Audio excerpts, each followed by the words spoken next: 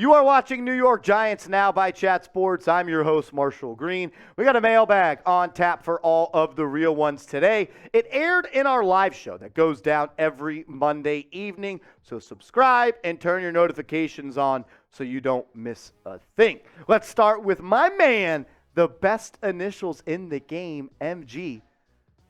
MG. If you have the initials MG, you know what I'm talking about. If Saquon does leave next year, do the Giants roll with the rookie they drafted this year, Eric Gray, or get it back in the draft free agency? You're a stud. You're a stud, MG. You're a stud.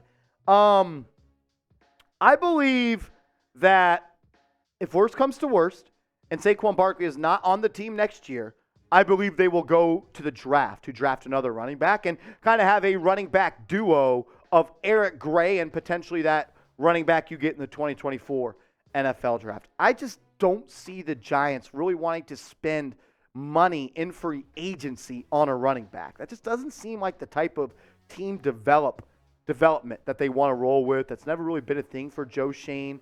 Could be wrong, but I think they would roll through the draft. MG, appreciate the question. Keep being a badass, my man. Ryan Liskowitz with a $2 super chat. Shout out to you, man. He says, I think we need a true wide receiver one. What's your thoughts? Of course, I would love for this team to get an actual true wide receiver one. What about Darren Waller? Like, what he did in his best seasons were equivalent to what a wide receiver one does. I understand that he's missed a couple of games this past season, but I do think Darren Waller at his peak, 2020, he had 100 grabs for 1,200 yards and 9 touchdowns. There's not a lot of wide receiver ones that do that. Then in 2019, he had 90 grabs for 1,150 yards and 3 touchdowns. He is your wide receiver one. He's your number one target. He's your number one weapon. I think that you need a number one, but I think Darren Waller could be that guy. I know he's a tight end, but he's a pass catcher overall. John B. Scare Saquon and bring Zeke in for a tryout. I don't know if Ezekiel Elliott is taking tryouts at this point. He is a free agent. He has not re-signed with the Dallas Cowboys after he was released. Could the Giants look to bring him in? Maybe. I don't know. When you look at what Saquon did this past season for the Dallas Cowboys, it was not his best season, and I think it's almost fair to say it was his worst season in the NFL. Still somehow managed to have 12 touchdowns. He is one of the best power backs and one of the best goal line backs in the NFL. He showed a little bit of explosion, I guess you could say. 17 rushes for over 10-plus yards, but it's the yards per carry that's kind of an issue with Ezekiel Elliott at this point. Whenever you're a running back and you average less than 4 yards per carry, that's a problem. That's a problem. You never want to have a running back do that. Could the Giants bring him in? I don't know, guys. I don't know. Zeke? Really? You got Saquon. You got Breida. You got Eric Gray. You got Brightwell. You got Corbin. I don't see Ezekiel Elliott on the New York Football Giants. I just don't. I don't. I know you asked about it, and you were interested in it. It'd be cool to kind of play a little bit of a little hee ha ha on the Dallas Cowboys, but I don't know. I would pass. I mean, it's up to you though. We're a show for the people, by the people. So let me know. Should the Giants sign? Can't believe we're doing this. Should the Giants sign Ezekiel Elliott? Type S for sign, type P for pass. This will be the pinned comment on today's show. So if you get hit with that YouTube ad break, scroll on down and let me know. Should we sign Zeke? My man Sean, a GOAT, says rookies very rarely live up to the hype in the NFL. If one guy on the team can live up to the expectations in year one, it's John Michael Schmitz. And I kind of agree with you, Sean. I think that wide receiver and corner have kind of proven to be a little bit of a tougher transition for players going from college to the NFL. We've seen some immediate success last year at that corner spot with Sauce Gardner and Tariq Woolen. And we've seen in the past some receivers play well in their rookie year, but historically, over the long time of the NFL, receivers and corners kind of have a steeper learning curve than a lot of other positions. But I think John Michael Schmitz is going to step in and be your day one starter, and I think he's going to be a damn good football player. I'm excited to see him play football. He is tough. He's nasty. He's smart. He is someone that I would want to have on my football team, and I'm glad that I do. I think he's going to be a huge piece of this team going forward, and especially in his rookie year. Shout out to Sean. Mitch hates fully confirmed.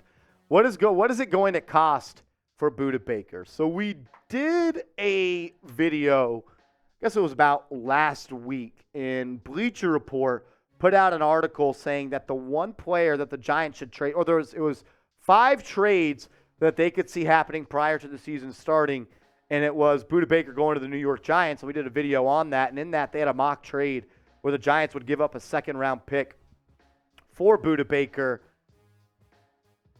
It's not necessarily the pick that I'm worried about. It's the fact that Budda Baker wants to be paid the highest money of any safety in the National Football League, and that's why the trade rumors are starting with Budda Baker. He told the Cardinals, either make me the highest paid safety in the NFL or trade me, and now they're looking to trade him. You already got Xavier McKinney. He's going to want some money after this year. I love Budda Baker, the player. He'd make the team better, and he'd be a damn good player in a Wing Martindale defense. Just with the pick compensation and the amount you're going to have to pay him, I just don't think it makes all that much sense for the Giants. I do know this, though. If you love the Giants, we're the channel for you. And if the Giants make a move, like trade for Budda Baker, we are going live here on the channel. So subscribe, youtube.com/NYGiantsTV. Hit that sub button. Sub for Giants Dubs. Let's go. Lumbagus says Kayvon needs to show why he was picked 5th. 10-plus sacks. I think that there's a lot of people that kind of just say, we need 10-plus sacks. We need 10-plus sacks. Well, there was only 19 people in the National Football last year that had 10 sacks, and a couple of them were interior defensive linemen. A guy like Cameron Hayward or Javon Hargrave or Brandon Graham, who plays a little bit of edge, but a little bit of outside. Deron Payne, Quinnen Williams, J.J. Watt, Chris Jones. I think that was just 5 guys I named right there, which means there's only 14 edge rushers that had 10-plus sacks last year. You get 10-plus sacks in a season, you're a damn good football player. And Kayvon Thibodeaux is a damn good football player, but you can't just judge production based off of sack numbers. Now, what about pressures? What about QB hits? What about the ability to stop the run? That's where I want Kayvon to take that step. Keep being great. Keep being Kayvon. Yes, I want better than what he did his rookie year. That's going to happen. Second year in the NFL, I think Kayvon Thibodeaux is going to put some people on notice. Gilly, what up? Neal's issues are coachable. He's got unteachable strength and reach. He's got a strong punch, can pivot and swing his hips. He will make a leap. And I hope you're right, and I believe he will be better. All I'm asking for Evan Neal, in year 2 is to be better than he was in year 1. That's all I want. Steady progress. Be better than you were yesterday. Be 1% better every day.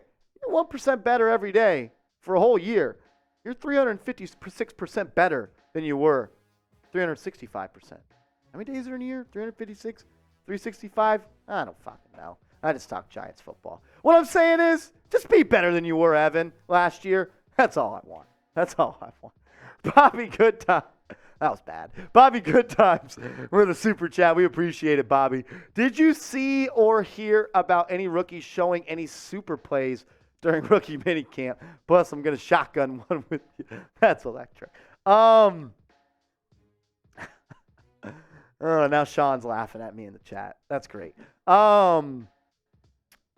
No stretch plays. No super plays. Not a whole bunch of stuff goes down at rookie minicamp. It's really like introduction. You learn about the building. You learn where you watch film. You learn your teammates. You learn your position coach. You watch film. But I did do a rookie minicamp winners and losers video, Bobby, on the channel from some stuff I heard from some sources and went on and read some stuff. Sounded like Eric Gray was the winner for the Giants. He was all of 5'10", 200 pounds. Looked like an NFL back, and he said his feet looked really, really quick. Cameron Johnson with a $5 super chat. Would you ever trade a third and next year's 5th for Marquise Brown? I'm kind of Cameron done trading for wide receivers or making moves for wide receivers or signing receivers or drafting wide receivers that aren't number ones? We have a 2. We have a 3. We have a 4. We have a 5. Like, we have the depth. Let's get the top dog now. Like, you got your Marquise Brown and Jalen Hyatt. Hyatt's going to be better than him.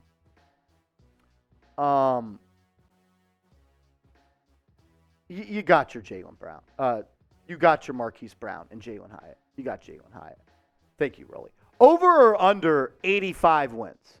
Over 85. 8.5 wins. Kind of flustered at some stuff going on in the chat. 8.5 wins for the New York Giants this year. Over or under? Type O for over. Type U for under. I want to hear from you down in the comment section. Yuli, what up, dog? Can you see Bryce Ford Wheaton becoming a star for the Giants? Everybody loves to talk about Bryce Ford Wheaton, the undrafted free agent out of West Virginia.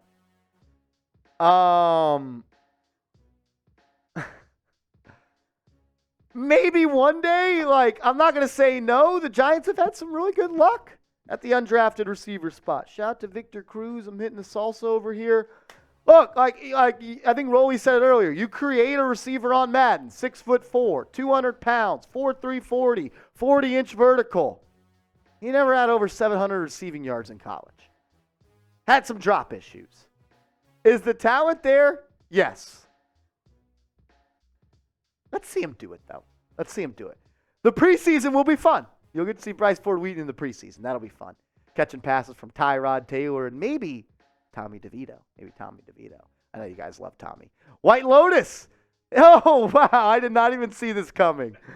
I swear to God I did not. I swear to God I did not even see this picture. Wow. I literally was just looking at that one. That's great. Oh, man. White Lotus. Is Illinois' QB making the team? Making the team? No. Will he make the practice squad? Yes. Will he be a top 52 player? No.